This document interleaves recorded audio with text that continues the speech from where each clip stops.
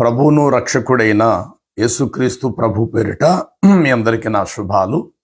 అలాగే అత్యంత మా మిత్రులైనటువంటి నా ముస్లిం సహోదరులందరికీ కూడా ప్రభు పేరిట నా శుభాలను తెలియపరుస్తున్నాను. మరి గత కొద్ది కాలము నుండి బైబిల్ మరియు ఖురాన్ ఈ రెండు గ్రంథాలపై చాలా విషయాలను బహులోతుగా ప్రజలకు అందించాలని ఒక సదుద్దేశంతో, ఒక మంచి అభిప్రాయంతో ఈ మాటలు తెలియపరచడానికి ముందుకు రావటం జరుగుతున్నది. ఏది ఏమైనప్పటికీ ఒకటి మాత్రం వాస్తవం, మనం మరణిస్తామనేది నిజము. మరణం అనంతరము నిత్యజీవం మనకు కావాలనేదే దైవాన్ని కలిగిన ప్రతి ఒక్కరి మంచి అభిప్రాయము లేక ఉద్దేశం. ఇప్పటికీ ఈ విషయాల ద్వారా, ఈ బైబిల్ మరియు ఖురాన్ గ్రంథము ద్వారా అనేక మంది క్రిస్టియానిటీలోకి వచ్చినటువంటి మహమ్మదీయులు, క్రిస్టియానిటీలోకి వచ్చినటువంటి హైందవ సహోదరులు చాలా వరకు తమ వ్యక్తిగతంగా ఫోన్ చేస్తూ వారి అభిప్రాయాలను తెలియపరుస్తూ వచ్చారు. మరి కొంతమంది ముస్లిం సహోదరులు కూడా మంచి అభిప్రాయంతోటే కొంతమంది ఫోన్ చేస్తున్నారు. కొంతమంది వారు సహించలేని భావంతో వారి యొక్క విషయాలను వ్యక్తపరుస్తూ కొంత ప్రతికూలంగా మాట్లాడుతున్న సందర్భాలు కూడా ఎదురవుతూ వస్తున్నాయి. సరే, ఏది ఏమైనప్పటికీ కూడా దేవుడు నాకు అనుగ్రహించిన కృపను బట్టి నేను చేస్తున్నది ఒక దైవ కార్యక్రమం. ఎందుకంటే దీని విషయంలో చాలామంది వెలుగులోకి వస్తున్నారు, సంతోషిస్తున్నారు. అందుకు ప్రభుని బట్టి నేను ఆనందిస్తున్నాను. ముస్లిం సహోదరులు కొందరు చెప్తున్నారు, మక్బూల్ గారు మీరు ఇన్ని ప్రసంగాలు ఇలా చేస్తున్నారు కదా, ఎందుకు మీకింత? అల్లా అంటే మీకేమైనా కక్ష? మహమ్మద్ అంటే మీకేమైనా విరోధమా? ఖురాన్ గ్రంథం అంటే మీకేమైనా అసహ్యమా? ఎందుకు మీరు అలాంటి కార్యక్రమాలు మీరు చేస్తున్నారు? మీరు బైబిల్లో ఉన్నటువంటి యెహోవా అనేటువంటి ఆ సృష్టికర్తనే మా ఖురాన్లో మేము అల్లాగా మేము పూజిస్తున్నాం కదా. అలాంటప్పుడు మీ దేవుడైనటువంటి యెహోవాయే మా గ్రంథములో కూడా అల్లాని మేము నమ్ముతూ విశ్వసిస్తున్నాము. అలాంటిది మా ఖురానులో ఉన్న ఆ అల్లాని మీరు కూడా యెహోవా అని మీరు భావించవచ్చు కదా. అలా అనుకుంటే తప్పేముంది? పైగా ఖురానులో ఉన్న బైబిల్లో ఉండేటువంటి ప్రవక్తలు అనేకులను మా ఖురాన్లో కూడా వ్రాయబడ్డాయి కదా. అలాంటిది మీరు ఎందుకు ఇలా మాట్లాడుతున్నారు అనేసి కొందరు సహోదరులు తమ అభిప్రాయాలు నాకు తెలియపరుచుకుంటూ వచ్చారు. వారికి కూడా ఫోన్ ద్వారా నేను తెలియపరుస్తూ వచ్చాను. బ్రదర్, బైబిల్ గ్రంథములో ఉన్న యెహోవా దేవుడే దేవుడు. ఖురానులో అల్లా అనే పేరు నాకు అర్థం దేవుడు అని అర్థం రావచ్చు, కానీ ఆ అల్లా అనేటువంటి శబ్దం వెనకాతల మాట్లాడుతున్నటువంటి వ్యక్తి బైబిల్లో ఉండేటువంటి సృష్టికర్త కారు. మరలా చెప్తున్నాను, బైబిల్ గ్రంథములో ఏ సృష్టికర్త అయితే ఆదాము అవ్వను సృష్టించాడో, సృష్టి అంతటిని కలుగు చేసినారో, ఆ సృష్టికర్త అయినటువంటి దేవుడు ఖురానులో అల్లాగా పిలువబడుతున్నారని మీరు అనుకుంటున్నారు. నిజానికి బైబిల్లోని యెహోవా దేవుడు మీ ఖురానులో అల్లా ఒకటి కారు. ఎందుకు కాదు అంటే, అరబిక్ భాషలో అల్లా అనేటువంటి శబ్దానికి లేక అర్థానికి దేవుడనే మాట అర్థం రావచ్చు, కానీ అల్లా అనే వ్యక్తి ఖురాన్లో ఎక్కడైతే శబ్దం వెనకాతల మాట్లాడుతున్నారో ఆయన ప్రమాణాలు, నిబంధనలు, మాటలను బట్టి చూస్తే బైబిల్ గ్రంథములో ఉన్న యెహోవా దేవుడికి ఖురానులో అల్లాగా పిలువబడుతున్న ఆయనకి పాతాళానికి, పరలోకానికి, చీకటికి, వెలుగునకు ఉన్నంత వ్యత్యాసం ఉంది. ఒక విషయం గమనించండి. ఇప్పుడు ఒక చిన్న ఇంట్లో మనం కాపురం ఉంటున్నాము, హఠాత్తుగా మనము పెద్ద ఇంట్లోకి మనం వెళ్ళాము. అంటే చిన్న ఇంట్లో మనం ఉన్నప్పుడు ఏది మనం రుచికరంగా తింటున్నామో, మనకి ఏదైతే ఇష్టమో, అది పరవన్నం కావచ్చు, పాయసం కావచ్చు, అది పులిహోర కావచ్చు, పలావే కావచ్చు. పెద్ద ఇంటిలోకి వెళ్ళిన తర్వాత వాటిని మనం వదిలేసుకోం కదా. బాగా అర్థం చేసుకోవాలి ప్రతి మాట. చిన్న ఇంట్లో ఉన్నప్పుడు, చిన్న గదిలో ఉంటున్నప్పుడు మనం తినటానికి కొన్ని రుచికరమైన పదార్థాలు మనకి వాడిక, మనకి ఇష్టం. పెద్ద ఇంట్లోకి వెళ్ళినంత మాత్రాన పాత్రలు మారొచ్చేమో కానీ పదార్థాలు మారవు కదా. ఇక్కడున్న రుచులే అక్కడ కూడా ఉంటాయి. అలా అని చెప్పేసి ఈ రుచులకు వ్యతిరేకమైన రుచులు అక్కడ మనం కలిగి ఉన్నాం కదా. ఇక్కడ పాయసం మనం తిన్నాము, పెద్ద ఇంట్లోకి వెళ్ళినంత మాత్రాన దీన్ని తృణీకరించి ఆరోగ్యాన్ని పాడు చేసే పదార్థం మనం తినం కదా. చిన్న ఇంట్లో ఉన్నప్పుడు ఆరోగ్యకరమైన తిండే మనం తిన్నప్పుడు కొంచెం పెద్ద ఇంట్లోకి మారిన తర్వాత కూడా ఆరోగ్యకరమైన తిండే మనం తింటాం తప్ప బొత్తిగా శరీరాన్ని అనారోగ్యం కలిగించే తిండిని మనం తినం కదా. దీన్ని బట్టి నేను ఆలోచించే విషయం ఏంటంటే, గ్రంథ పరిశోధనలో ఇల్లు మారినంత మాత్రాన వ్యక్తి యొక్క రుచులు మారవు కదా. ఇల్లులు మారచ్చు, చిన్నింట్లోంచి పెద్దింట్లోకి వెళ్ళచ్చు. అలాగని చెప్పేసేసి ఆ వ్యక్తి తినేటువంటి రుచులు పదార్థాలు మారిపోవు కదా. అతని మంచితనం మారిపోదు కదా. చిన్న ఇంట్లో ఉన్నప్పుడు ఆయన మంచిగా ఉన్నాడు, పెద్దింట్లోకి వెళ్తే మంచిగానే ఉంటాడు. చిన్న ఇంట్లో ఉన్నప్పుడు ఆయన యథార్థంగానే ఉన్నాడు, పెద్దింట్లోకి వెళ్ళిన తర్వాత కూడా యథార్థంగానే ఉంటాడు. ఉండాలి కూడా. కాబట్టి ఇప్పుడు బైబిల్ గ్రంథములో ఉన్న దేవుడే అంతిమ గ్రంథం అంటూ ఖురానులో ఉన్న ఆఖరి గ్రంథములో ఉన్న అల్లా కూడా ఇద్దరు ఒకటే అయితే గనుక వీరిద్దరి ప్రమాణాలు, వీరిద్దరి యొక్క సాక్ష్యాలు ఒకేలా ఉండి తీరాలి. కాబట్టి దయచేసి జాగ్రత్తగా వినండి. ఈ ప్రపంచంలో ప్రమాణం అనేది, లేక ఒట్టు అనేది, లేక సాక్ష్యం అనేటువంటిది చాలా విలువైనది, విశేషమైనది. ఇద్దరు మనుషులకు విభేదం కలిగినప్పుడు, ఇద్దరి మాటకు పొత్తు కుదరట్లేనప్పుడు ఒక వ్యక్తికి డబ్బులు ఇవ్వాలి. ఇస్తాననేటువంటి వ్యక్తి వాయిదాలు వేస్తున్నాడు. ఇమ్మని అడుగుతున్నటువంటి వ్యక్తి విసుగు చెందుతూ ఉన్నాడు. ఇప్పుడు ఫైనల్గా ఒక సమయం వచ్చినప్పుడు, ఫలానా రోజు పెద్ద మనుషుల సమక్షంలో మాట్లాడదాం అని అన్నప్పుడు ఈ ఇద్దరు మనుషులు కలిపి మధ్యవర్తిగా ఎవరిని పెట్టుకుంటారో తెలుసా? ఇతనికంటే కాస్త పై మెట్టు మీద, ఇతనికంటే ఇంకొంచెం పై మెట్టు మీద ఉన్న ఇద్దరికి కూడా సంబంధించిన ఒక పెద్ద మనిషిని వీరిరువురు మధ్య పెట్టుకొని యువతల వ్యక్తి చెప్తాడు, అయ్యా మిమ్మల్ని సాక్షిగా పెట్టుకున్నాను, మీరే మాకు మధ్యవర్తి. రేపొచ్చే నెలకు 10వ తారీఖుకి నేను అతనికి మొత్తం అక్షరాలు ఇస్తాను అన్నాడు. అప్పుడు ఈ పెద్ద వ్యక్తి ఏం చేస్తాడంటే అవతల వైపు తిరిగి, చూడండి ఆయన సమయం చెప్పాడు కాబట్టి ఆ సమయం వరకు మీరు వేచి చూడండి, ఆ సమయాన్ని ఇవ్వకపోతే కనుక తిరిగి మీరు నా దగ్గరికి రండి అని ఆ పెద్ద వ్యక్తి, మధ్యవర్తిగా సాక్షిగా ఉన్న వ్యక్తి ఆ మాట చెప్తాడు. అప్పుడు అవతల వ్యక్తి ఎంత కోపావేశంతో ఉన్నప్పటికీ కూడా ఆ పెద్ద వ్యక్తి చెప్పిన, మధ్యవర్తిగా ఉండి చెప్పిన వ్యక్తి సాక్ష్యాన్ని బట్టి అతడు మౌనం దాల్చుకొని వెళ్ళిపోతాడు. అన్న సమయానికి నిజంగా ఇవ్వకపోతే అవతల వ్యక్తి, అప్పుడు ఈ వ్యక్తి అవతల వ్యక్తిని అడగడు కానీ మధ్యవర్తి దగ్గరికి వెళ్ళి అడుగుతాడు, సార్ పోయిన నెల మీరే చెప్పారు కదా మౌనంగా వెళ్ళిపోమని, మీ మాట నమ్మి నేను మౌనంగా వచ్చేసాను. అవతల వ్యక్తి అయితే ఈ రోజు వరకు ఫోన్ చేయలా, ఇల్లు ఖాళీ చేసినట్టున్నాడు, ఎక్కడున్నాడో తెలియట్లేదు, డబ్బులు కూడా ఇవ్వలేదు అని అన్నప్పుడు, అప్పుడు మధ్యవర్తిగా పెద్ద వ్యక్తిగా ఉండేటువంటి వ్యక్తి అవతల వ్యక్తి పట్ల కాస్త బాధ్యత తీసుకుంటాడు, తిరిగి యాక్షన్ తీసుకుంటాడు, వాడు ఎక్కడున్నా పట్టుకోనండి అనేటువంటి మాట. కాబట్టి ఇద్దరి మాటలు మధ్య ఒప్పందం కుదిరినప్పుడు సాక్ష్యం అనేటువంటిది తప్పనిసరిగా మనం అవసరం పెడతాం. దాన్ని ఒట్టు అని కూడా అంటాం. ఒట్టు పెట్టడం అనేది అన్ని సందర్భాల్లో రాదు, కానీ ఏదో కష్ట పరిస్థితిలో మాత్రము ఒట్టు అనేటువంటిది మనం వేస్తాము. ఇప్పుడు పిల్లవాడిని హాస్పిటల్కి తీసుకువెళ్ళాం, డాక్టర్ గారు అడిగినంత డబ్బులు మన దగ్గర లేవు, మొత్తం మీద ఉన్నాయి డబ్బులు, కొంత డబ్బులు ఇచ్చాం. డాక్టర్ గారు అన్నారు మిగతా డబ్బులు ఇవేయి అని అన్నప్పుడు, సార్ ఆపరేషన్ అయిన తర్వాత డిశ్చార్జ్ చేసేటప్పుడు నేను మిగతా అమౌంట్ ఇస్తాను. లేదు బాబు, ఆపరేషన్ అవ్వకముందే మీరు ఈ డబ్బులు కట్టేయాలన్నారు. అయ్యా నా బిడ్డ సాక్షిగా చెప్తున్నాను, అయ్యా నేను ఇస్తానయ్యా, ఖచ్చితంగా ఇచ్చేస్తానయ్యా, ఇదిగో ఈ బిడ్డ మీద ఒట్టేసి మరీ చెప్తున్నాను అని అన్నప్పుడు అవతల డాక్టర్ గారి యొక్క మనసు కొంచెం కరగచ్చు. ఎందుకంటే చావు స్థితిలో ఉన్న ఆ బిడ్డను హాస్పిటల్కి మోసుకొచ్చింది ఆ తండ్రి, తిరిగి ఆ బిడ్డ మీదే ఒట్టేస్తున్నాడు కాబట్టి కాస్త ఆ డాక్టర్ గారు ఆ ప్రమాణాన్ని బట్టి, ఆ ఒట్టును బట్టి ఇతడు చెప్పేది నిజం, ఇచ్చేస్తాడు అని నమ్మి వెంటనే ఆ బిడ్డకు వైద్యం ప్రారంభించవచ్చు.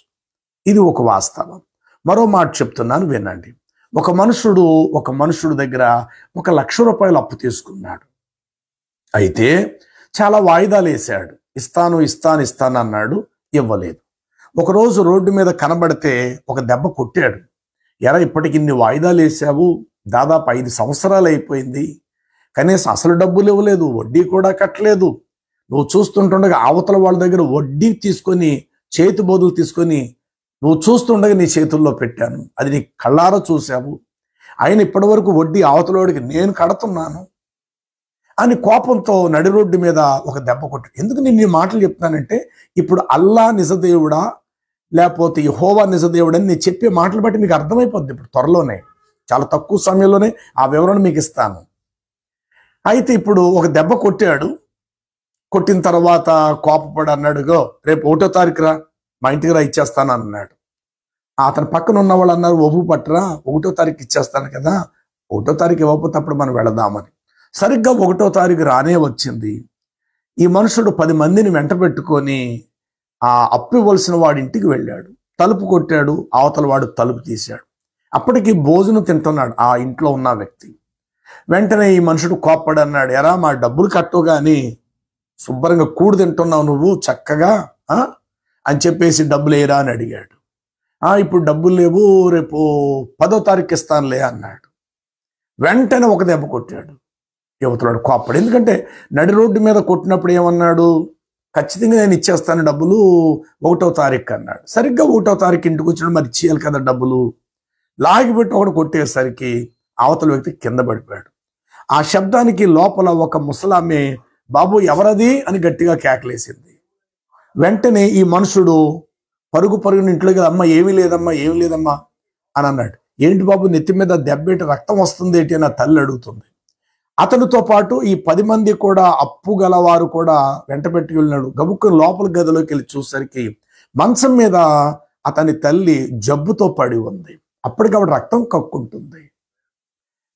ఆ రక్తం కక్కుంటున్న ఆవిడ్ని ఆ ఎంగిలి చేతులతో ఆ కొడుకు ఆ తల్లిని కాస్త శుభ్రం చేసి కళ్ళంట నీళ్లు పెట్టుకుని, రే మీకు డబ్బులు ఇవ్వకపోవటానికి కారణం ఏంటంటే నా తల్లికి నేను వైద్యం చేయిస్తున్నాను, రోజువారీగా చాలా డబ్బులు ఖర్చు పెడుతున్నాను మా అమ్మ కోసం, జబ్బు అయితే తగ్గట్లేదు, అందుకే నీకు ఇన్ని వాయిదాలు వాయిదాలు వాయిదాలు వాయిదాలు వేసుకుంటూ నేను వచ్చాను. అయితే నిజంగా నేను చెప్తున్నాను, నా తల్లి మీద ప్రమాణం చేసి మరీ చెప్తున్నాను, రేపు వచ్చే 10వ తారీఖుకి నిజంగా నీకు డబ్బులు ఇచ్చేస్తాను రా, ఇదిగో మా అమ్మ మీద ఒట్టేసి మరీ చెప్తున్నాను అన్నాడు.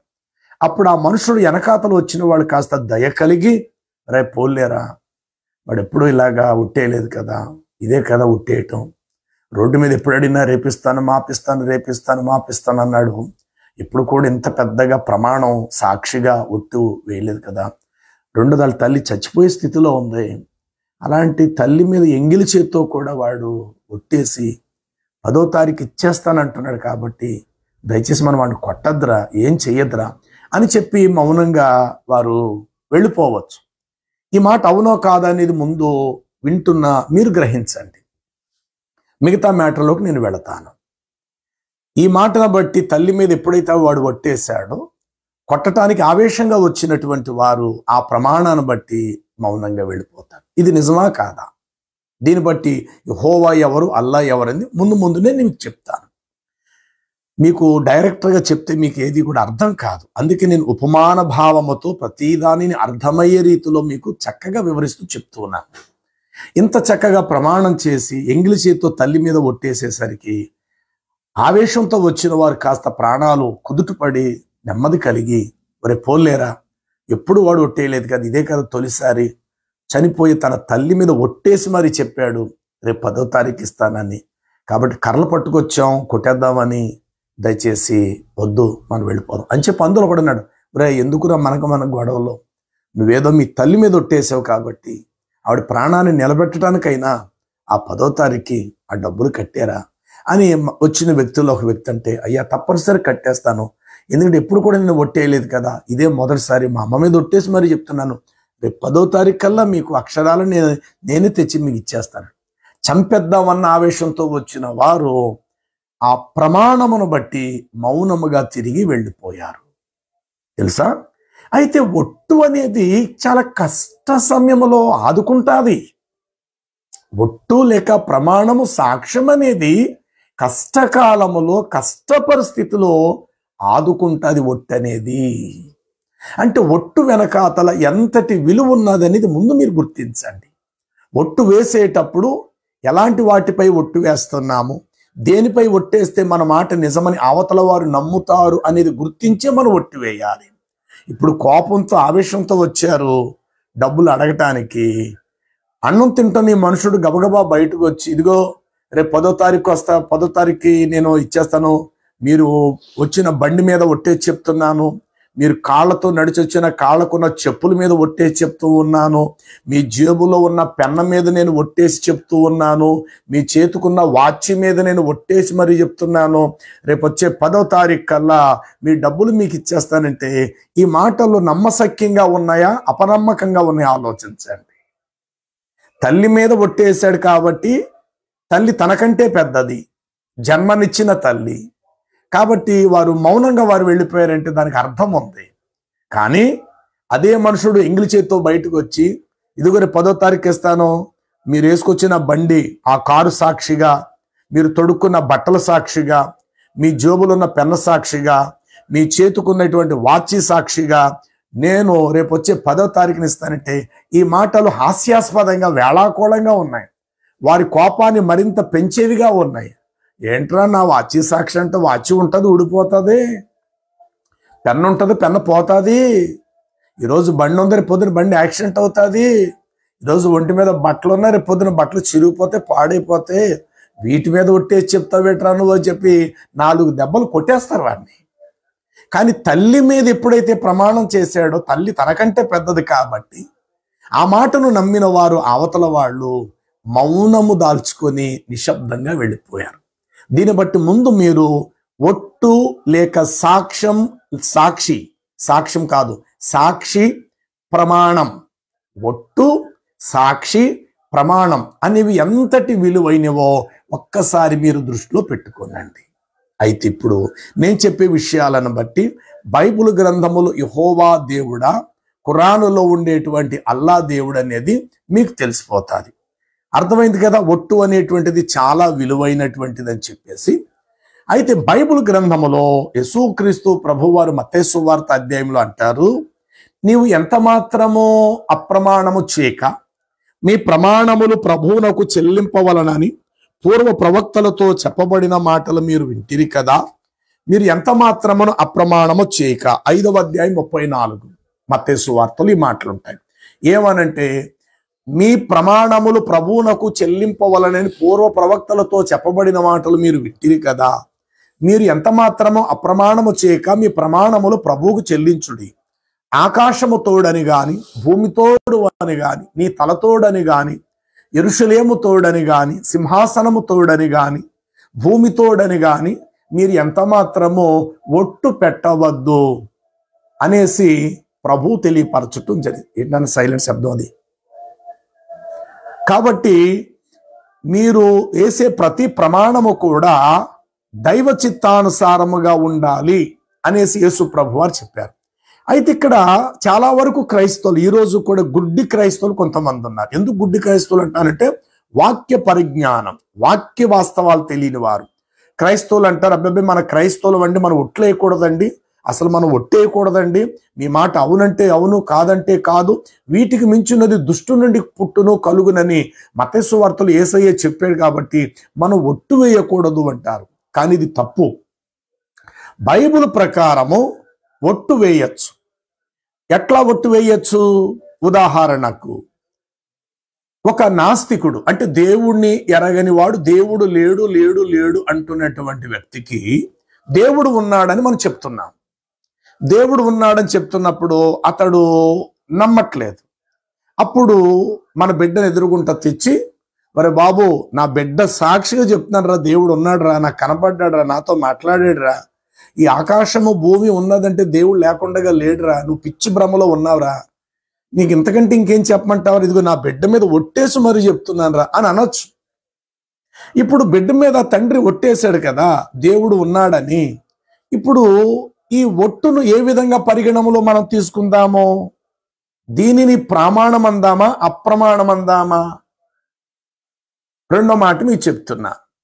నా ఇంట్లో 10 లక్షల రూపాయలు డబ్బు ఉంది. ఒక 10,000 రూపాయలు నువ్వు నన్ను అడగడానికి నా దగ్గరకు వచ్చావు. ఒరే నాకు ఒక 10,000 రూపాయలు అర్జెంటుగా కావాలని అడిగావు, కానీ నా దగ్గర 10 లక్షల రూపాయలు ఉన్నాయి. నువ్వు 10,000 రూపాయలు నన్ను అడగడానికి వచ్చావు. కానీ డబ్బులు నా దగ్గర ఉంచుకొని కూడా నేను నా బిడ్డను ఎదురుగుంటా పెట్టి, ఒరే నా బిడ్డ సాక్షిగా చెప్తున్నాను, 10,000 కాదురా, 1,000 రూపాయలు కూడా నా దగ్గర లేవురా, 10,000 కాదు 1,000 రూపాయలు కూడా నా దగ్గర లేవురా అని ఒకవేళ నేనంటే దీనిని ఏమందా? దీనిని ప్రమాణం అన్నారు, అప్రమాణం అంటారు. అంటే నా ఇంట్లో ఆల్రెడీ 10 లక్షలు ఉన్నాయి, నువ్వు నన్ను 10,000 రూపాయలు అడగడానికి వచ్చావు. 10 లక్షల్లో నీకు 10,000 రూపాయలు నేను ఇవ్వటం పెద్ద విచిత్రమేమి కాదు. కానీ నీకు ఇవ్వకూడదన్న ఉద్దేశంతో నా దగ్గర 10 లక్షలు ఉండి కూడా నా బిడ్డ మీద ఒట్టేసి నేను అప్రమాణం, అబద్ధంగా ఒట్టేశాను. ఏమనంటే, ఒరే నా బిడ్డ సాక్షిగా చెప్తున్నాను రా, 10,000 కాదు కదా, 1,000 రూపాయలు నా దగ్గర లేవురా, నన్ను అడక్కరా, వెళ్ళిపోరా అన్నాను. కానీ ఆల్రెడీ నా ఇంట్లో 10 లక్షలు ఉన్నాయి, ఇవ్వచ్చు కదా. కానీ ప్రమాణము అప్రమాణము, దేవుడు ఉన్నాడు, ఇదిగో నా బిడ్డ మీద ఒట్టేసి మరి చెప్తున్నాను రా, దేవుడు నన్ను మార్చాడు అని చెప్పటం ప్రమాణం. 10 లక్షలు నా దగ్గర ఉంచుకొని కూడా 1,000 రూపాయలు కూడా నా దగ్గర లేదని నా బిడ్డ మీద ఒట్టేయటం అనేది అప్రమాణం. యేసు ప్రభు ప్రమాణం చేయొద్దని చెప్పలా. మీరు బాగా చదివితే అక్కడ ఇలా రాయబడి ఉంటుంది. మత్తయి సువార్త చదువుతారా? మత్తయి సువార్త 5వ అధ్యాయము 34 వచనములో ప్రభు ఇలా చెప్పారు. ఏమనంటే 5వ అధ్యాయం 34 వచనములో, నేను మీతో చెప్పునది ఏమనగా, మీరు ఎంత మాత్రమును, చూడండి, ఒట్టు, ఎంత మాత్రము ఒట్టు పెట్టుకొనవద్దు. ఆకాశము తోడని గాని, అది దేవుని సింహాసనము, భూమి తోడని గాని ఒట్టు పెట్టు, అది ఆయన పాదపీఠము. యెరూషలేము తోడదు, అది మహారాజు పట్టణము. నీ తల తోడని ఒట్టు పెట్టదు. ఒక వెంట్రుకను తెలుపును నలుపుగా నీవు చేయలేవు. మీ మాట అవునంటే అవును, కాదంటే కాదు అని ఉండవలెను. వీటికి మించినది దుష్టు నుండి పుట్టునది.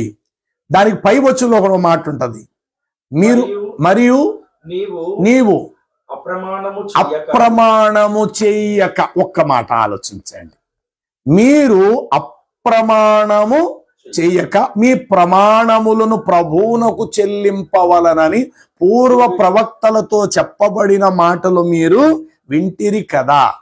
చూసారా? అంటే ప్రభు ఏం చెప్పారు? అప్రమాణముగా ఒట్టు వేయొద్దు, ప్రామాణికంగా నువ్వు ఒట్టాయి. అంటే 10 లక్షలు నా దగ్గర ఉండి 1,000 రూపాయలు కూడా నా దగ్గర లేదు, నా బిడ్డ సాక్షి అంటే ఇది అప్రమాణమైంది.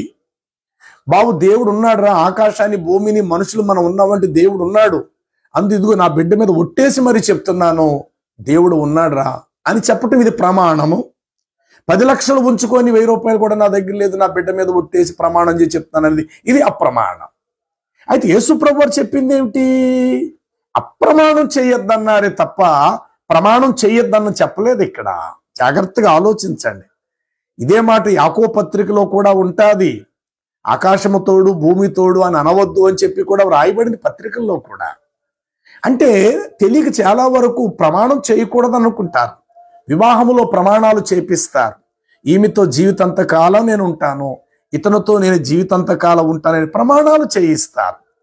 ప్రమాణం అనేటువంటిది చాలా విలువైనది, చాలా యోగ్యమైనది, చాలా శ్రేష్టమైనది. అయితే ప్రభు చెప్పిన ఈ మాటలో అప్రమాణము చేయొద్దన్నాడే తప్ప ప్రమాణము చేయొద్దని చెప్పలా. అబద్ధముగా ఒట్టివేయక నిజముగా నీవు ఒట్టివేయమని అర్థం అక్కడ. కాబట్టి క్రైస్తవుడు ఒట్టేయచ్చు, ఒట్టు పెట్టచ్చు.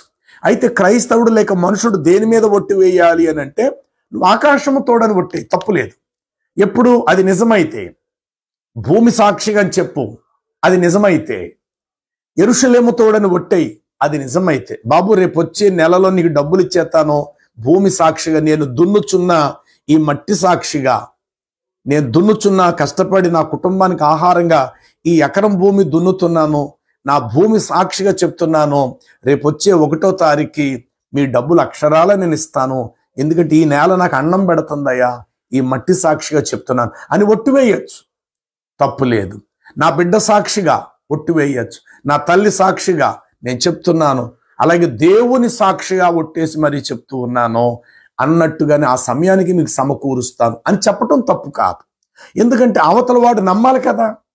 ఆవేశంతో చంపేయాలి వచ్చినటువంటి వాడిని ప్రమాణం అనేది, ఒట్టు అనేది చంపనీయకుండా కాపాడుతుంది ఇక్కడ.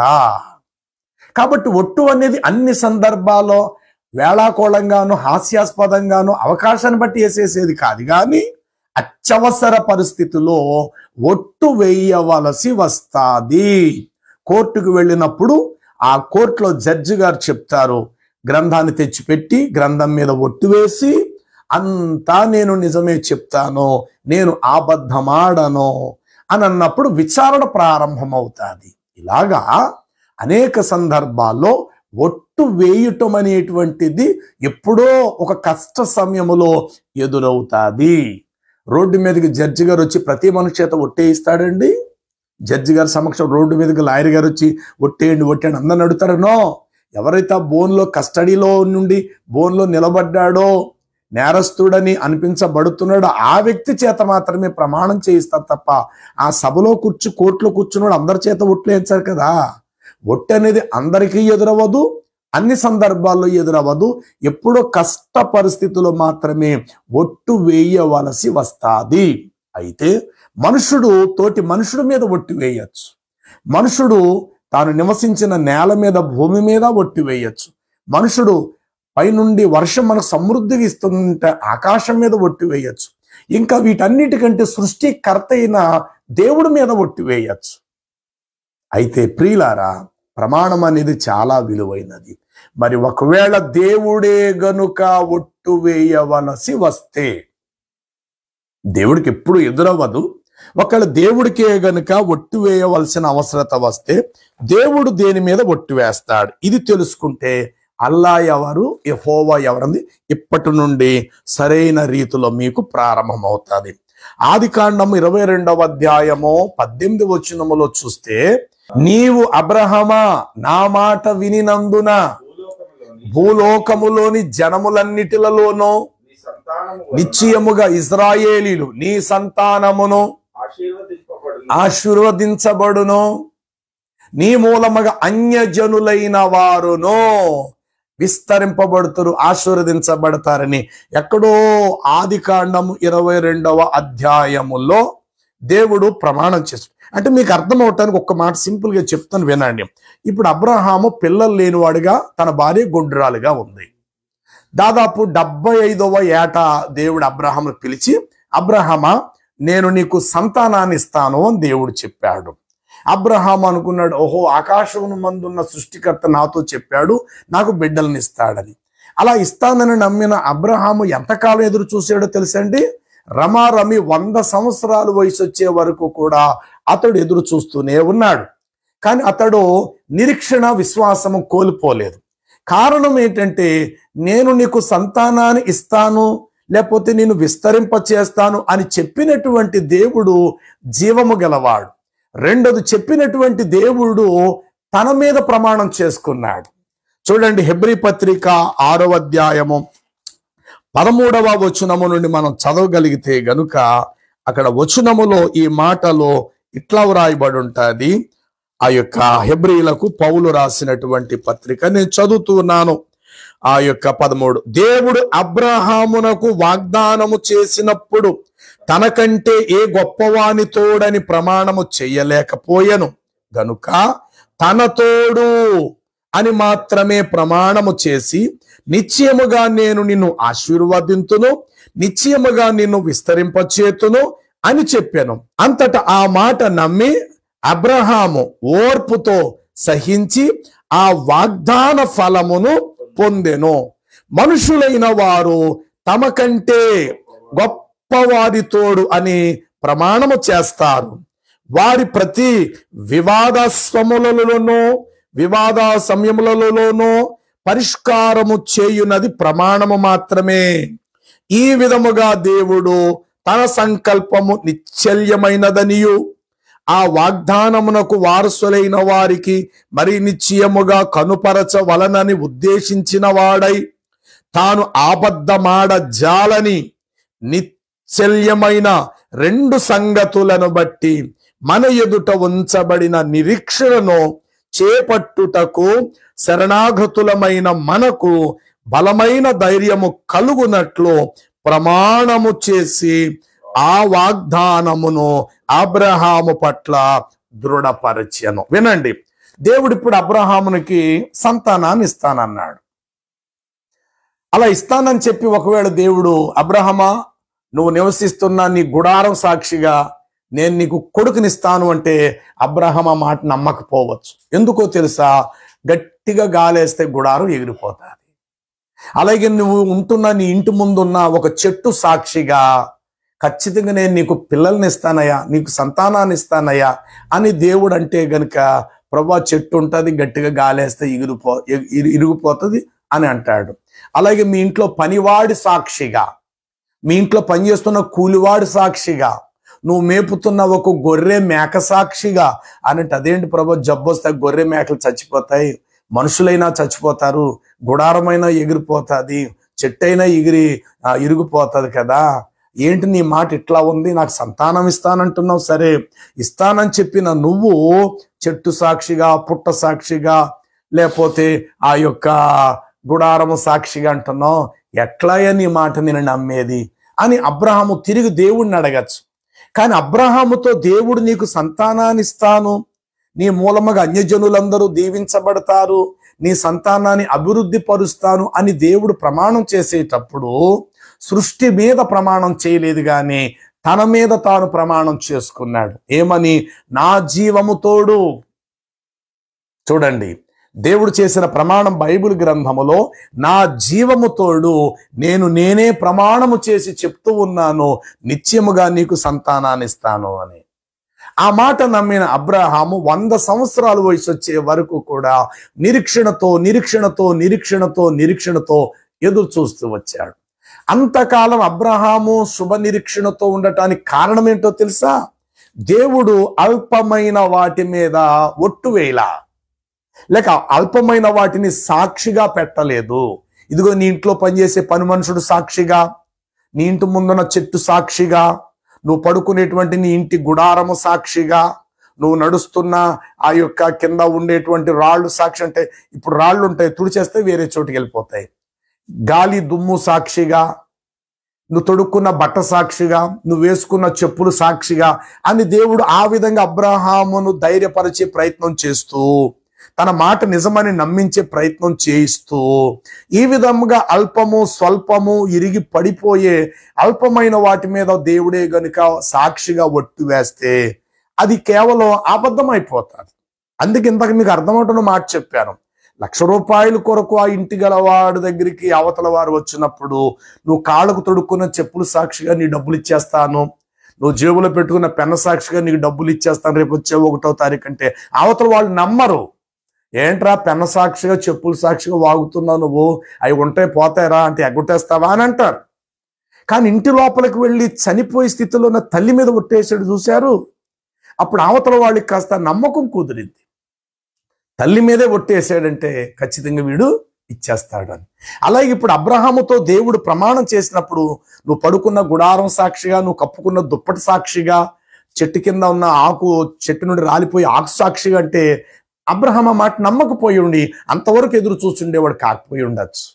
కానీ దేవుడు అన్నాడు, అబ్రహామా నిరీక్షణతో నువ్వు ఎదురు చూడు, తగిన సమయం అందు నేను నీకు సంతానాభివృద్ధి కలిగించి విస్తరింప చేస్తాను అను, నేను నా తోడని నేను ప్రమాణము చేయుచున్నాను అన్నాడు. ఎందుకంటే దేవుని కంటే సృష్టి చిన్నది, సృష్టి కంటే సృష్టిలో ఉన్న మనము చాలా చిన్నవారు. కాబట్టి చిన్నవారమైన మనము మనకంటే పెద్దదైన సృష్టి మీద ప్రమాణం చేయొచ్చు, కానీ సృష్టి మీద మాత్రము సృష్టికర్త ప్రమాణము చేయడు. కానీ ఇలా అంటాడు, ఆకాశమా ఆలకించుమో, భూమి చెవియొగ్గుమో, నేను పిల్లలను పెంచి పెద్దవారిని చేసి తిని అని దేవుడు సాక్ష్యం ఇచ్చాడు. ఒక సందర్భములో ఆ యొక్క దైవజనుడైనటువంటి మోషే ద్వితీయోపదేశ కాండము 30వ అధ్యాయము 18వ వచనములో ఈ మాట ఇట్లా మాట్లాడతాడు. ద్వితీయోపదేశ కాండము 30వ అధ్యాయం 18వ వచనము,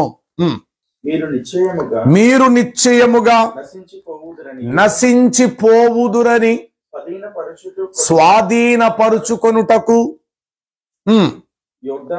యోర్దాను దాటిపోవచ్చున్న దేశములో నేడు నేను మీకు తెలియజెప్పుచున్నాను. నేడు జీవమును మరణమును ఆశీర్వాదమును శాపమును నేను మీ ఎదుట ఉంచి ఉంచి భూమి భూమి ఆకాశములు మీ మీద సాక్షులుగా పిలుచుచున్నాను. ఏమంటే ఇక్కడ దైవజనుడైన మోషే లక్షలాది ఇశ్రాయేలు ప్రజలను నడిపిస్తూ ఒక సందర్భములో మోషే ఆకాశమును భూమిని మీ మీద సాక్షులుగా పెడుతున్నాను, మీరు వెళ్ళబోయే వాగ్దాన దేశం నిజం, అది నిజం అని చెప్పేసి ప్రమాణం చేశాడు. కాకపోతే దారి మధ్యలో వారి అవిధేయతను బట్టి కొందరు ఆకు రాలినట్లుగా రాలేరు. కానీ మొత్తం మీద విడిపించబడిన వారి తండ్రులు వెళ్ళకపోయినా వారి పిల్లలు వాగ్దాన దేశాన్ని ఖచ్చితంగా వెళ్ళారు. అందుకు మోషే ఇట్లా ప్రమాణం చేస్తున్నాడు, నేడు జీవమును మరణమును మీ ఎదుట పెట్టి భూమి ఆకాశములు మీ మీద సాక్షులుగా ఉంచాను అన్నాడు. ఏ కొంచెము తేడా వస్తే ఈ రెండిటి ద్వారా మీరు నష్టపోతారు అని అర్థం అక్కడ. ఇప్పుడు భూమి సాక్షిగా అన్నాడు. భూమి ఏం చేస్తుంది? మనకు ఆహారం ఇస్తుంది కదా. భూమి మనకు ఆహారం ఇస్తుంది, నీళ్ళు ఇస్తుంది, భూమి మన కడుపు నుండి అన్నం పెడుతుంది, పంటలు పండిస్తుంది. అదే భూమి యొక్క భూకంపం వస్తే భూమికి మనం ఆహారం అయిపోతాము, భూమి మనల్ని తినేస్తుంది. చూస్తుంటుండగా సజీవులుగానే భూమిలో దిగిపోతున్నాం కదా. అందుకు దేవుడు అబ్రహాం మోషే అంటున్నాడు, మీరు అస్థిరముగా ఉంటే భూమిని మీ ఎదుట సాక్షిగా పెట్టారన్నాడు. ఒకానొక టైంలో అదే ఇశ్రాయేలు మోషే మీద తిరుగుబాటు చేసేసరికి భూకంపం వచ్చి కోరాహు, దాతాను, అబీరాము వారి వంశములను భూమి మృంగి వేశాను అని సంఖ్యాకాండంలో రాయబడినారు. నీకు అర్థమైందా? అంటే ఎందుకు భూమిని సాక్షిగా పెట్టాడు అని అంటే, మీరు ఏదైనా తేడా చేస్తే భూమి తీసుకోవాల్సిన షరతు, భూమి తీసుకోవలసినటువంటి పని భూమి చేసి పెడతాది. అలాగే ఆకాశము నుండి రావలసిన వర్షానికి బదులుగా ఆకాశం నుండి అగ్ని రగులుకుంటూ వచ్చి మిమ్మల్ని కాల్చేస్తాది అన్నాడు. 250 మంది ధూపపాత్రలు చేతితో పట్టుకొని మోషేకు వ్యతిరేకంగా నిలిచినప్పుడు ఆకాశం నుండి అగ్ని రగులుకుంటూ వారిని బూడిద చేసేయటం జరిగింది. చూశారు కదా. కాబట్టి ఇప్పుడు దైవజనుడైన మోషే సృష్టి మీద ఒట్టేశాడు. అంటే ఆకాశమును భూమిని మీ ఎదుట సాక్షులుగా పెడుతున్నాను అన్నాడు. తప్పు లేదు. ఈ రెండిటి ద్వారా మేలు కలుగుతుంది. సరిగ్గా ఇవే రెండిటి ద్వారా వారికి అనార్థము, నష్టము కూడా చరిత్రలో కలిగింది. కాబట్టి మనుషుడు ఎప్పుడైనా ఒట్టు వేస్తే గనుక సృష్టికర్త మీద ఒట్టు వేయచ్చు. కానీ మనకంటే తక్కువ స్థితిలో ఉన్న కాగితం సాక్షిగా, చీపురు పుల్ల సాక్షిగా, చెట్టు నుండి రాలి పడిపోయి ఆకు సాక్షిగా అంటే ఈ మాటలు నమ్మశక్యమైనవి కావు. కాబట్టి బైబిల్ గ్రంథములో ప్రమాణం చేసినప్పుడు, అబ్రహామా నేను నీ సంతానాన్నిచ్చి అభివృద్ధి చేస్తాను, ఈ మాట నువ్వు నమ్ము, నా జీవము తోడు నేను ప్రమాణం చేస్తున్నాను అని అన్నాడు. కాబట్టి అతడు 100 సంవత్సరాల వయసు వచ్చే వరకు కూడా ఇస్సాకు అని వాగ్దాన పుత్రుడు కొరకు 1000 కళ్ళతో అబ్రహాము ఎదురు చూస్తూ ఉన్నాడు. అదే దేవుడు అబ్రహాముతో చెట్టు నుండి రాలిపడే ఆకు సాక్షిగా, అంటే ఈ రోజు ఉంటుంది ఆకు, రేపు పొద్దున రాలిపోతుంది. ఈ రోజు చెట్టు ఉంటుంది, రేపు పొద్దున ఆ చెట్టు గాలికి ఇరిగిపోవచ్చు.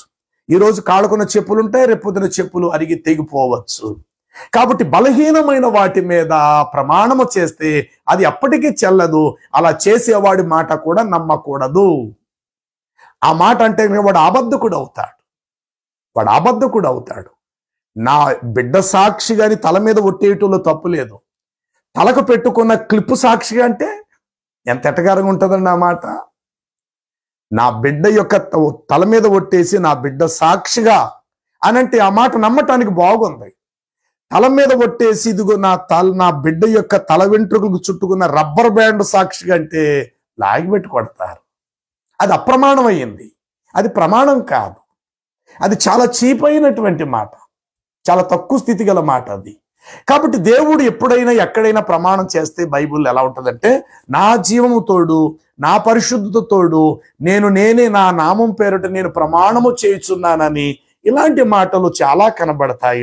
యెషయా గ్రంథము 45వ అధ్యాయము 22వ వచనములు అంటాడు, ప్రతి మోకాలు నా ఎదుట వంగుననియు, ప్రతి నాలుకయు నా తోడని ప్రమాణము చేయుననియు నేనే నా పేరట ప్రమాణము చేయుచున్నాను, నీతిగల నా నోటి మాట బయలుదేరుచున్నది, అది వ్యర్థము కాదు.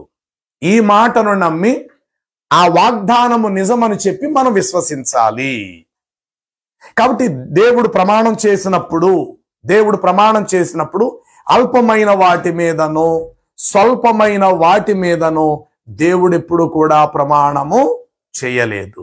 ఇప్పుడు 500 రూపాయలకి ఒట్టి తెల్ల పేపర్కి ఎంతటి వ్యత్యాసమైతే ఉన్నదో సరిగ్గా బైబిల్లో ఉన్న యెహోవా దేవునికి, ఖురానులో ఉన్న అల్లాకు ఎంతటి వ్యత్యాసం అంటే, బైబిల్ గ్రంథములో ఉన్న దేవుడు నా తోడు, నా జీవము తోడు అన్నాడు. ఎందుకంటే దేవుడి కంటే ఇంకో గొప్పవాడు లేడు అనంత విశ్వంలో. ఆఖరికి దేవుడే గొప్పవాడు, ఆఖరిలో ఆయనే గొప్పవాడు. ఆయనకి మించిన గొప్పవాడికి ఎవడు కూడా లేడు. కాబట్టి దేవుడు ఏదైనా ఒక విషయం చెప్పినప్పుడు నా జీవము తోడు అని చెప్పటంలో వాస్తవం. కానీ ఖురానులో అల్లా నా జీవము తోడు, నా తోడు అని ప్రమాణం చేయకుండా ఆయన చేసిన ప్రమాణం ఎలా ఉన్నదో చూడండి. ఏమంటాడంటే అక్కడ 15వ అధ్యాయము 72వ వచనములో లోతు విషయం కోసం ఆయన తెలియపరుస్తూ ఇక్కడ అంటాడు 61, 66 తర్వాత ఈ దైవదూతలు లోతు యొద్దకు వెళ్ళినప్పుడు అని స్టార్ట్ చేశాడు. ఎక్కడ 61, 66 అలా చెప్తూ లోతు యొక్క వాస్తవాన్ని గురించి చెప్తూ 72, 74లో ఓ ప్రవక్త నీ ప్రాణము సాక్షిగా అన్నాడు. ఒకసారి ఆలోచన చేయండి. నీ ప్రాణము సాక్షిగా అని ఒట్టేశాడు. ఇంతకీ మొహమ్మదు ప్రాణము గొప్పదా, మొహమ్మదును సృష్టించిన అల్లా గొప్పవాడా? అందుకే నేను మొదట చెప్పాను, దేవుడు ఏదైనా ఒక విషయం చెప్పినప్పుడు అల్పమైన వాటి మీద కాదు, మనం వేయొచ్చు సృష్టి మీద ఒట్టు. ఎందుకని? సృష్టి మనకంటే గొప్పది, పెద్దది. సూర్యుడు సాక్షిగా, చంద్రుడు సాక్షిగా, ప్రవహించే నీళ్లు సాక్షిగా, పర్వతము సాక్షిగా, నేల సాక్షిగా, ఇదిగో నా తల్లి సాక్షిగా. ఈ విధముగా మనము అప్రమాణాలు చేయొద్దు, అబద్ధముగా వీటి మీద ప్రమాణాలు చేయకూడదు. ఎందుకంటే కళ్ళ ముందు ఇవన్నీ నిజాలు కాబట్టి, భూమి అనేది నిజంగా ఉంది, ఆకాశం నిజంగా ఉంది కాబట్టి ప్రమాణము చెల్లించాలి తప్ప అప్రమాణములు చెల్లించకూడదు. అయితే దేవుడనేవాడు ఎప్పుడైనా ఒకవేళ ఒట్టు వేసి అవతల వ్యక్తిది నిజము కడ వరకు నువ్వు నమ్మాలని అనిపిస్తే గనుక దేని మీద ప్రమాణం చేయాలి అని అంటే గనుక దేవుడు తన జీవము తోడని ప్రమాణం చేస్తాడు. కానీ విచిత్రంగా, విడ్డూరంగా ఖురానులో ఉన్న అల్లా దేని మీద ఒట్టేసాడో తెలుసా? ఓ మహమ్మదు నీ ప్రాణం సాక్షిగా అన్నాడు. మహమ్మద్ ప్రాణం ఎంతకాలం ఉందండి? 62 సంవత్సరాలు పెంచింది. దాదాపు 23 సంవత్సరాలు ఆయన ఇస్లాం మతాన్ని వ్యాప్తి చెంది, అంటే సరిగ్గా 63 సంవత్సరాలు ఆయన జీవించారు. ఆ తర్వాత మహమ్మద్ ఏమైపోయారు? విష ప్రభావం చేత, చేతబడి ప్రభావం చేత ఆయనకు దయ్యాలు పట్టేసి మతిస్థిమితం కోల్పోయి భార్యల యొద్దకు వెళ్ళి కలుసుకోకపోయినా తాను భార్యల యొద్దకు వెళ్ళి తమతో కలుసుకుంటున్నానని ఆయన భ్రమపడ్డారని హదీసుల్లో రాయబడ్డాది. దయ్యాల చేత పీడించబడ్డాడు, చేతబడి ప్రభావం పెట్టబడింది. ఒక యోధా స్త్రీ విషం పెడితే ఆ గళములోనే, కంఠములోనే విషం నిలిచిపోయింది. ఆ విషపు వ్యాధి చేత ఆ రోజు రోజుకి ఆయన వ్యాధిగ్రస్తులై నమాజు చేయడానికి మస్జీదు కూడా వెళ్లకుండగా ఆయన బీబీ ఆయిషా గారి యొక్క అబూబకర్ గారి కుమార్తె ఇంటిలో చనిపోయారు. ఆయనను భూస్థాపన చేసిన ప్రదేశమే మదీనా. మదీనాలో ఆయన సమాధి ఉంది. ప్రపంచ ముస్లిములు యాత్ర చేయటానికి వెళ్ళినప్పుడు ఆ మక్కాతో పాటు మదీనా ప్రాంతాన్ని దర్శించుకుంటారు. అందులో ఆయన భౌతిక దేహాన్ని భూస్థాపన చేశారు. మరి ఇప్పుడు అల్లా చేసిన ప్రమాణము నిలవబెట్టుకోవాలంటే మరి ఇప్పుడు మహమ్మద్ వారు భూమి మీద సజీవులుగా ఉండాలి కదా. దీనిని బట్టి అల్లా చేసే ప్రమాణము ఎంత అల్పముగా ఉందో మీరు గుర్తించాలి. బైబిల్ గ్రంథములో ఉన్న దేవుడు చేసే ప్రమాణం ఎంత విలువైనదిగా ఉన్నదో గుర్తించాలి. అందుకే అన్నాను, చిన్న ఇంటిలోంచి పెద్ద ఇంట్లోకి మారినంత మాత్రాన ఈ ఇంట్లో అతడు ఇష్టపడే పదార్థాలు, రుచికరమైన ఆహారాన్ని పెద్ద ఇంట్లోకి వెళ్ళిన తర్వాత వదిలేసుకోడు కదా, రుచులేమి మార్చేసుకోడు కదా. కాబట్టి చిన్నింట్లో ఉన్న ఏ ఆరోగ్యకరమైన రుచికరమైన ఆహారం తిన్నాడు చిన్నింట్లో, పెద్దింట్లోకి వెళ్ళిన తర్వాత కూడా అలాగే తింటాడు, ఏవి మారిపోవు. మరి బైబిల్లో ఉన్న దేవుడే సాక్షాత్తు నిజంగా ఖురానులో ఉంటే గనుక బైబిల్లో ఉన్న దేవుడికి ఉన్న లక్షణాలు ఖురాన్లో అల్లాహ్ కూడా ఉండాలి కదా. మరి అల్లాహ్ దగ్గర అలాంటి లక్షణాలు ఏమి కనబడతా లేదే. బైబిల్ అబ్రహాముతో దేవుడు ప్రమాణం చేసినప్పుడు నా జీవము తోడని ప్రమాణం చేశాడు కదా దేవుడు. మరి నిజంగా ఖురానులో ఉన్న అల్లాయే బైబిల్లో ఉన్న సృష్టికర్త యెహోవా అయితే మరి అల్లా అనబడిన నా జీవము తోడన్నట్టుగా ప్రమాణం చేయాలి. కానీ ఓ మహమ్మదు నీ ప్రాణం సాక్షిగా అన్నాడు. ప్రాణం ఎంతవరకు ఉంటుంది? మనిషి ఎంతవరకు భూమి మీద ఉంటాడు? చూడండి, బైబిల్ గ్రంథములో మనం చూడగలిగితే ఇర్మియా గ్రంథము 9వ అధ్యాయము 4వ వచనములో ఇలా వ్రాయబడి ఉంటుంది, మీలో ప్రతి మనుషుడు తన పొరుగు వాని విషయమై జాగ్రత్తగా నడుచుకొనవలెను. కనీసం ఏ మనుషుడునైనను నమ్మవద్దు. నిజముగా ప్రతి మనుషుడు తంతరగొట్టి అయి తన సహోదరుని యొక్క కొంపను ముంచును. సరే, చాలు. కాబట్టి నెంబర్ 1, ఏ మనుషుడును నమ్మవద్దు. ప్రతి మనుషుడు తంతరగొట్టి అయి తన పొరుగు వాడిని కొంప ముంచు. ఎవడు మనుషుడు? ఇప్పుడు మహమ్మద్ని ఏమందా? దేవుడు అందామా, మనలాంటి మనుషుడు అందామా? మహమ్మద్ కూడా మనలాంటి మనుషుడే కదా. మనకంటే ఎక్కువ పెళ్లిళ్ళు కూడా చేసుకున్నాడు ఆయన, మనకంటే నాకంటే కూడా కదా. 12 మంది భార్యను పెళ్లి చేసుకున్నారు ఆయన. నేనైతే ఏ రోజు యుద్ధం చేయాల, కానీ ఆయన కత్తిపెట్టి యుద్ధం చేసి చాలా మంది చంపేశాడు ఆయన. దాదాపు 17 యుద్ధాలు చేశాడు ఆయన. ఇలా చెప్పుకుంటే ఆయన కూడా మనలాంటి మనిషే కదా. అయితే ఖురాన్ కంటే ముందుగా వెలుగులో ఉండే పరిశుద్ధ దైవ గ్రంథం చెప్తున్న మాట ఏంటంటారు, అబ్బాయి ఏ మనుషుడి మీద పూర్తిగా నమ్మకం పెట్టుకోకరా. ప్రతి మనుషుడు తంతరగొట్టి అయి తన పొరుగు వాడిని కొంప ముంచుతాడరా.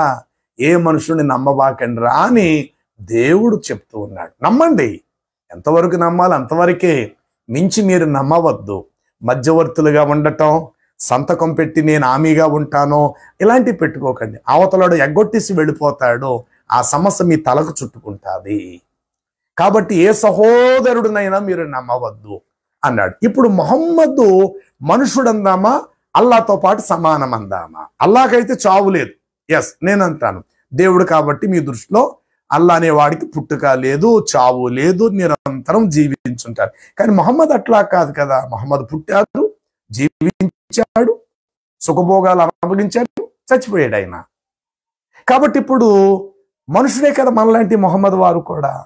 కాబట్టి మొహమ్మద్ ప్రాణం సాక్షిగాని అల్లా ఒట్టేసాడంటే ఈ ప్రమాణాన్ని ఎంతవరకు మనం పరిగణనలో తీసుకుందాం.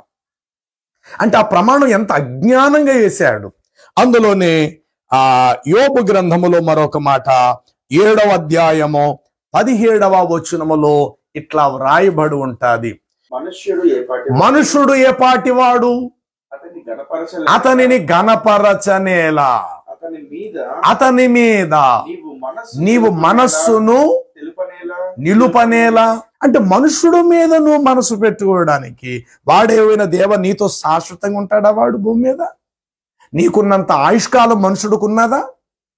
దేవుడికున్నన్ని సంవత్సరాలు, దేవుడికున్నంత ఆయుష్కాలం భూమి మీద ఒక మనిషికి ఉంటుందండి.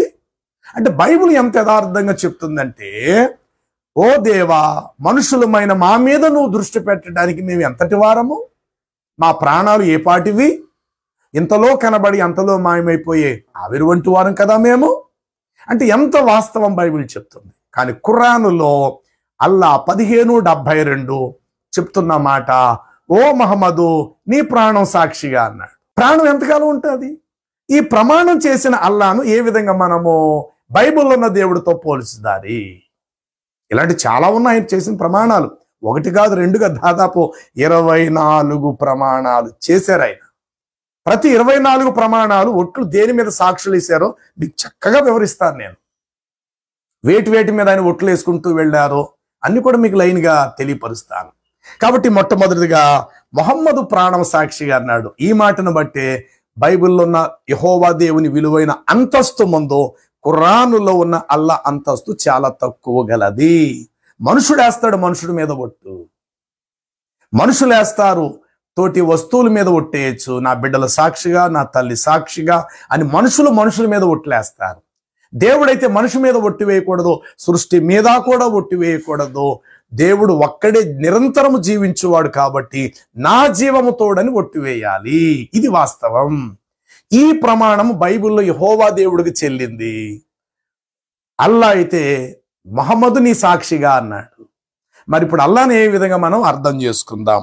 రెండవదిగా అదే యోబు గ్రంథములో 25:4 వచనం, నరుడు దేవుని దృష్టికి నీతిమంతుడు ఎట్లా కాగలడు? స్త్రీకి పుట్టినవాడు ఆయన దృష్టికి ఎట్లా శుద్ధుడు కాగలడు? చాలు, మరలా చదువుదాం వెంటనే. నరుడు దేవుని దృష్టికి కదా.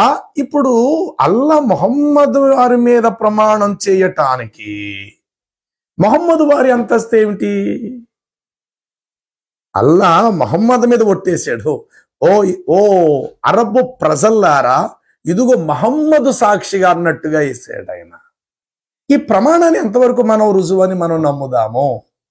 కాబట్టి ఏ మనుషుడు నమ్మదగిన వాడు కాడు. తర్వాత కీర్తనల గ్రంథములో 8:4 ఉంటది, నరుడు ఏమాత్రపు వాడు, అతని మీద నీవు దృష్టి నిలుపనేలా. 8 కీర్తనల గ్రంథము 4వ వచనంలో ఈ మాట రాయబడి ఉంటది. ఏమని ఉంటదంటే, నీవు మనుషుని జ్ఞాపకము చేసుకున్నటకు వాడు ఏ పాటి వాడు. చాలు చాలు చాలు.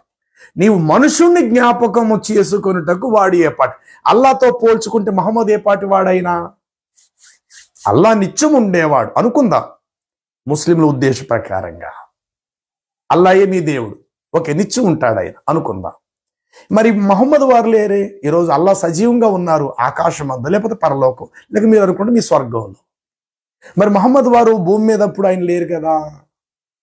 భూమి మీద ఉండగా అల్లా ప్రమాణం చేశాడు, ఇదిగో మహమ్మదు నీ ప్రాణం సాక్ష్యం. ఇప్పుడు మహమ్మద్ వారి ప్రాణం ఎక్కడుంది? ఎక్కడున్నది ఆయన? ఆయన ఎక్కడ సజీవుడిగా ఉన్నారు ఆయన? ఇప్పుడు ఆయన దేహం చూస్తేమో ఆ యొక్క మదీనా ప్రాంతంలో ఆయన యొక్క భౌతిక దేహము పరిశుభ్రంగా జాగ్రత్త పరిచారు కదా. కాబట్టి ఇక్కడ 8వ అధ్యాయము కీర్తన 4వ వచనములో ఇట్లా వ్రాయబడినది, నీవు మనుషుణ్ణి జ్ఞాపకము చేసుకునుటకు వాడు ఏ పాటివాడు. అలాగే 144 కీర్తనల గ్రంథం 144 3వ వచనాన్ని మనము గమనిస్తే గనుక అక్కడ వచనములో ఇట్లా వ్రాయబడి ఉంటుంది, యెహోవా నీవు నరులను లక్ష్య పెట్టుటకు వారు ఏ పాటి వారు. నీవు వారిని గొప్పగా ఎన్నిక చేయటానికి మనుషుడు చాలంతే. నువ్వు వాడిని ఎన్నికగా ఎన్నుకోవటానికి మనుషుడే పాటివాడు. మరి ఇప్పుడు అల్లా మొహమ్మదుని ఎన్నుకున్నట్టుగా ఎన్నికగా చేశారు. మరి రోజు వెతుకుదామంటే భూలోకలు ఎక్కడ కూడా మహమ్మదు వారు ఆనవాళ్ళు లేవు. ఈ కారణం చేత బైబిల్లో అబ్రహాముకు దేవుడు సంతానాన్నిచ్చి విస్తరింప చేస్తానని అన్నప్పుడు ఆ మాట అబ్రహాము నమ్మటం కొరకు దేవుడు నా జీవము తోడని ప్రమాణం చేశాడు. కానీ ఖురానులో అల్లా మొహమ్మదు మీద ప్రమాణం చేసి చెప్తున్నాను అన్నాడు. ఈరోజు మహమ్మదు వేరు అంటే దేవుని అల్లా యొక్క మాట వ్యర్థమైనట్లే కదా. ఎస్, ఇది గ్రంథ పరిశోధనలో నేను నీకు తెలియపరుస్తున్నాను. కాబట్టి నరుడు ఏ పాటివాడు, వాడిని దృష్టించనేలా, మనుషుల మీద నువ్వు నమ్మకం ఉంచుట ఎలా, వారు ఏ మాత్రపు వారు అని రాయబడింది. రెండో మాట నేను మీకు తెలియపరుస్తూ ఉంటూ ఉన్నాను, అదేమనగా ఖురాను 36 వచనములో ఖురాను సాక్షిగా అని అన్నాడు అల్లా. ఇంతకీ అల్లా గొప్పవాడందామా, మనుషుల చేత వ్రాయబడిన ఖురాను గొప్పది అని అందామా? చెప్పాలి. అల్లా గొప్పవాడనందామా లేక ఖురాను గొప్పదందామా? మొహమ్మద్ వారి యొక్క జీవిత చరిత్రలో ముంతకబ్ అహదీస్ అనేటువంటి గ్రంథం, ముంతకబ్ అహదీస్ అనేటువంటి ఒక గ్రంథం ఉంది. ఆ యొక్క గ్రంథములో 7వ పేరాలో ఈ మాట ఇట్లా వ్రాయబడి ఉంటుంది. కాబట్టి ఇస్లాం మతము గాని ఖురాన్ షరీఫ్ భూమి మీద ఉండదు అని మొహమ్మద్ వారు తన బోధలలో ఆయన తెలియపరచటం జరుగుతూ వచ్చింది. సరే చూడండి, ఇది ముంతకబ్ అహదీస్. ఇందులో మహమ్మద్ వారు చెప్పినటువంటి మాట నేను జ్ఞాపకం చేస్తున్నాను. అదేమిటంటే 7వ పేరాలో ఏమని రాయబడింది ఇక్కడంటే, కొంతకాలం వచ్చేసరికి ఖురాన్ షరీఫ్ మనుషుల హృదయాలలో నుంచి ఎత్తుకొని పోబడుతుంది. అసలు భూమిపై ఖురాన్ షరీఫ్ యొక్క ఒక్క ఆయాతు కూడా మిగలదు. ఇది ముంతకబ్ అహదీస్. ఇది మొహమ్మద్ వారు పలికిన మాటలు.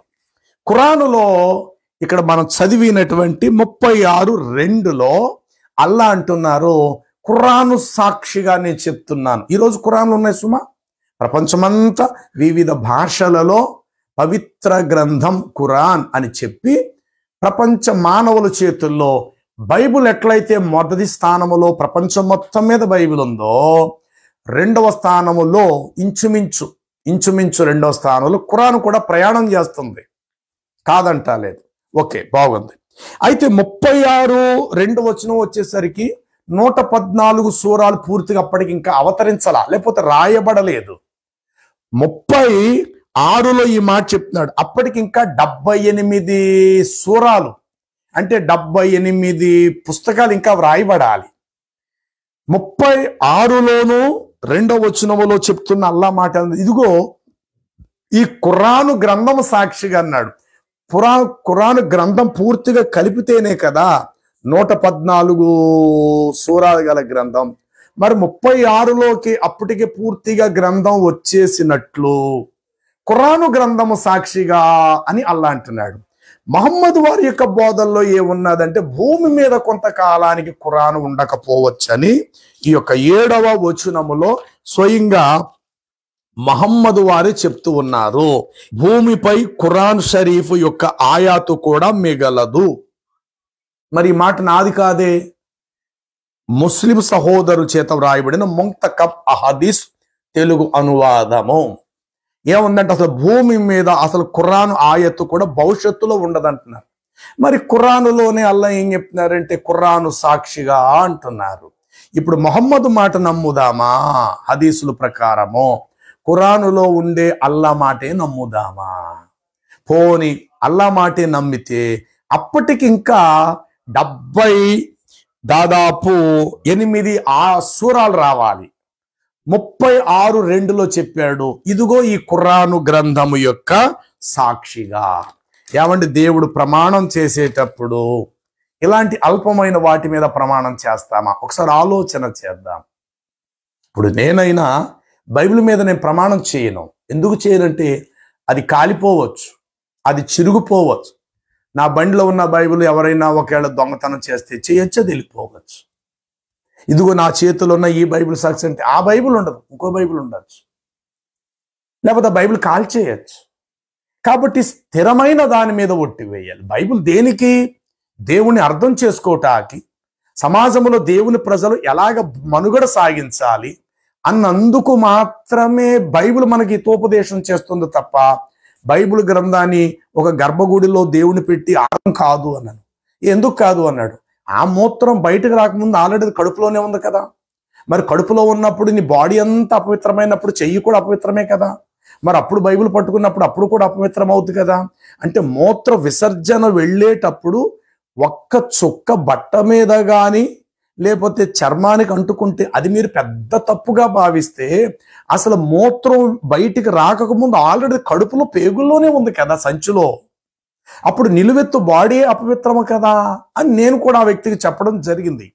అలా చెప్పిన అబ్బాయి అలా కాదు, అలా కాదు, మా ఖురాన్ అయితే తలారా స్నానం చేసి పచ్చ బట్ట గుడ్డను దానికి చుట్టి మనిషి కంటే జానుడు ఎత్తు స్థలంలో పెడతాం, అందుబాటులో కూడా పెట్టాం, దానికి మేమంత పవిత్రతను చేకూరుస్తాం. మీకులాగా చీపుగా పాస్ పోసుకొని బైబిల్ చదివేటాలు, బైబిల్ చదివి ఇలా అనుకుని ఇలా పేపర్ ఇలా తీయటాలు, ఇంత వ్యర్థమైన పనులు మేం చేయము.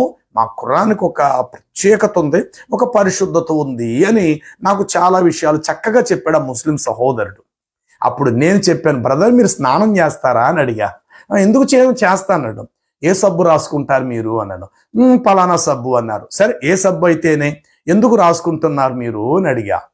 మురుకు వదలగొట్టడానికి అన్నాడు. మంచి మాట చెప్పారు బ్రదర్. అయితే మీరు రాసుకున్న సబ్బు మీ మురుకును వదలగొడతదని మీరు రాసుకుంటున్నారా, మీ శరీరానికి అంటించుకుంటున్నారా సబ్బుని, లేదంటే సబ్బు మురుకైపోవాలి అన్న ఉద్దేశంతో సబ్బు రాసుకుంటున్నారా? మరలా చెప్తున్నాను వినండి. సబ్బు రాసుకునేది మన ఒంటి మురుకును వదలగొట్టడానికి రాసుకుంటున్నామా, లేక సబ్బు మురుకు అంటించుకుంటాదని సబ్బు రాసుకుంటున్నామా అని నేను అడిగా. వెంటనే ఆయన అన్నాడు, కాదు కాదు కాదు, మన ఒంటి మీద ఉన్న మురుకును వదలగొట్టడానికే సబ్బు మనం రాసుకుంటున్నాం కదా. అది నిజమే కదా. అంటే సబ్బు రాస్తున్నామంటే మురుకును వదలగొడతాదే తప్ప మురుకును అంటించుకోదు. అవును కదా నన్ను. అవును అన్నాడు. నా బైబిల్ పాపమును అంటించుకునే రకం కాదు. ఎంత పాపి అయినా బైబిల్ను పట్టుకుంటే వాడు పరిశుద్ధుడవుతాడు. నీ ఖురాన్ మాత్రం జాగ్రత్తగా కాపాడుకోవాల్సిన బాధ్యత మీదే, మీ ఖురాన్కి లేదు. అందుకు మీరు మాత్రమే దానికి అత్తర పూయటమో, ఆ చక్కని బట్ట చుట్టటమో, పై స్థలంలో పెట్టటమో, అయిపోయి ఎక్కడ పడతాడు తీసుకెళ్ళకూడదు అని ఇంత జాగ్రత్తలు మీరు ఎందుకు పెడుతున్నారంటే ఒకవేళ అది అపవిత్రమైపోతుందని మీరు భయపడుతున్నారా అని నేను అడిగా. మీరు ఎప్పుడు పడితే అప్పుడు గ్రంథాన్ని ముట్టుకుంటే గ్రంథం పాపమైపోతుందా, అపవిత్రమైపోతుందా బ్రదర్ అంటే దానికి సమాధానం చెప్పలే. అప్పుడు నేను ఇట్లా చెప్పాను, చూడు బ్రదర్, ఒక వ్యభిచారి బైబిల్ పట్టుకున్నంత మాత్రాన ఆమెను బట్టి బైబిల్ వ్యభిచారి అయిపోదు. బైబిల్ పట్టుకోవటం చేత ఒక వ్యభిచారి కూడా పరిశుద్ధురాలుగా మారుతుంది. అలాంటి సందర్భాలు ఎన్నో ఉన్నాయి. అలాగే ఇప్పుడు జైల్లో ఖైదీలు 100 మంది ఉన్నారు, మగ్గిపోతున్నారు. ఆ ప్రపంచం మొత్తం మీద జైలు. ఎంతో మంది ఖైదీలు దేవుని యొక్క వాక్యాన్ని తెలుసుకొని నీతిమంతులుగా మార్చబడుతున్నారు. ఇలాగా చెప్పుకుంటూ వచ్చి బైబిలు చెడును అంటించుకునేది కాదు, చెడును దూరపరిచేది. బైబిల్ గ్రంథంలో కొందరు వ్యక్తులు తప్పులు చేశారు సుమా, నేను అది నీ కాదన్నాం. బైబిలే కాపాడుకునే బాధ్యత బైబిల్కే ఉంది. బైబిల్ యొక్క పరిశుద్ధత ఎవరో తీసుకొచ్చి అంటించక్కర్లేదు. పరిశుద్ధత బైబిల్ యొక్క పరిశుద్ధత బైబిల్కు తెలుసు. బైబిల్ యొక్క పరిశుద్ధతను బైబిలే కాపాడుకుంటుంది. మరి మీ గ్రంథం విషయంలోనైతే మీరు ఏదో చెప్పారు, శుభ్రంగా ఉండాలన్నారు. అంటే మీ గ్రంథానికి పరిశుద్ధత మీరే చేకూర్చాలేమో తప్ప అని నేను అన్నప్పుడు మరో మాట మాట్లాడకుండా మౌనమైపోయాడు సహోదరుడు. కాబట్టి నా ప్రియ మిత్రమా వినండి, రెండో మాట నేను మీకు తెలియపరిచాను. అదేమిటి అని అంటే గ్రంథము సాక్షిగా అన్నారు. మరి అప్పటికి ఇంకా గ్రంథం పూర్తి కాలేనప్పుడు ఎట్లా గ్రంథము సాక్షిగాని అల్లా సాక్ష్యం ఇస్తారు. కాబట్టి నేను ముగిస్తున్నాను, జాగ్రత్తగా వినండి. అదేమిటంటే బైబిల్ గ్రంథములో దేవుడు ప్రమాణం చేసినప్పుడు అల్పమైన వాటి మీద ప్రమాణం చేయాల. ఖురాన్లో చాలా వాటి మీద అల్లా ప్రమాణం చేశారు. చెట్టు నుండి రాలి పడిపోయే చెట్టు సాక్షిగా, రాసే పెన్న సాక్షిగా, పగటి వేళ ఎండ సాక్షిగా, రాత్రి వేళ వెన్నెల సాక్షిగా చాలా ఉన్నాయి. అవి ఏ సందర్భాల్లో ఖురాన్ అంతట్లో చెప్పారో ఒక్కొక్క వివరణ మీకు అందిస్తా. జాగ్రత్తగా మీరు వీటిని విశ్లేషించడానికి మీరు ప్రయత్నం చేయండి. నన్ను అడిగిన నా సహోదరుని సమాధానం చెప్తున్నాను. బ్రదర్, బైబిల్లో ఉన్న యెహోవానే మీరు ఖురాన్లో ఉన్న అల్లా ఇద్దరు ఒకటని మేము నమ్ముతున్నప్పుడు మీరు నమ్మటానికి మీకు బాధ ఏంటి? మా ఖురాన్లో ఉన్న అల్లాయే బైబిల్లో ఉన్న యెహోవాని మీరు కూడా నమ్మచ్చు కదా అని అంటున్నారు. అలా నమ్మటానికి ఇక్కడ అవకాశాలు దొరకట్లేదు. ముద్రించబడినటువంటి డబ్బుకి ఒక తెల్ల పేపర్కి తేడా లేదండి. అలాగే నిజమైన బంగారానికి కాని రోల్డ్ గోల్డ్కి తేడా లేదండి. పరలోకానికి నరకానికి తేడా లేదా? ఇలాగ నేను వారితో మాట్లాడుతున్నప్పుడు లేదు మీరు తప్పు చేస్తున్నారు మక్బుల్ గారు, అల్లా యెహోవా ఇద్దరు ఒకటి అన్నారు. కాదని చెప్పడానికి బోల్డ్ ప్రమాణాలు ఉన్నాయి. అందుకేంటంటే దేవుని యొక్క అంతస్తు, దేవుని యొక్క స్థాయి, దేవుడు చేసినటువంటి సాక్ష్య ప్రమాణాలే అందుకు ఈ ఇరువురి మధ్య ఒక సంపూర్ణమైన పరమార్థాలు మనకు ఎదురవుతాయి. యెహోవా దేవుడు ప్రమాణం చేసినప్పుడు తనకంటే ఏ గొప్ప జనము తోడని ప్రమాణము చేయక నా తోడని ప్రమాణం చేశాడు. అంటే దేవుడు నిత్యము ఉంటాడు కాబట్టి దేవుడు చెప్పిన మాట ఏదో తరములో ఏదో కాలంలో నెరవేరుస్తాడని అర్థం. కానీ మనిషి సాక్షిగాని ఒట్టేస్తే ఆ మనుషుడు ఈ రోజు ఉంటాడు, రేపు పొద్దున చచ్చిపోతాడు. వాహనం సాక్షి అంటే వాహనం ఉండొచ్చు, రేపు పొద్దున వాహనం పాడైపోతుంది. ఇల్లు సాక్షిగాని ఒట్టేస్తే ఈ రోజు ఇల్లు మన పేరు మీద ఉంటుంది, పరిస్థితిని బట్టి ఆ ఇల్లు మనం అమ్మేసుకుంటే వేరే వ్యక్తిదా ఇల్లు అయిపోతుంది. కాళ్ళకు చెప్పులు సాక్షిగా అంటే ఈరోజు చెప్పులు ఉంటాయి, కొన్ని చెప్పులు అరిగిపోతాయి. కాబట్టి సహోదరులారా, బైబిల్లో ఉన్న సృష్టికర్త తండ్రిని యెహోవాకిని ఖురానులో ఉన్న అల్లాకి ఏమాత్రం పోలికలు లేనే లేవు. ఇంకా చాలా విషయాలు ఉన్నాయి. మరలా చెప్పిన ఎవరైనా మీరు ఒకవేళ మీరు తెలుసుకోవాలనుకుంటే దయచేసి మీ గ్రంథాలతో పాటు రండి, కూర్చొని చక్కగా మాట్లాడదాము. ఫోన్ చేసి మాకు డౌట్ ఉంది చెప్పండి, అవకాశం నా దగ్గర లేదు. మీరు ఏదైనా మాట్లాడాలంటే నేరుగా నా దగ్గరకు వచ్చి మీరు మాట్లాడచ్చు. ఓకే, మంచిది. మరొక అంశంతో మనం కలుసుకుందాం. దేవుడు తన సన్నిధి మనకు తోడై వచ్చును గాక. Amen, amen, amen.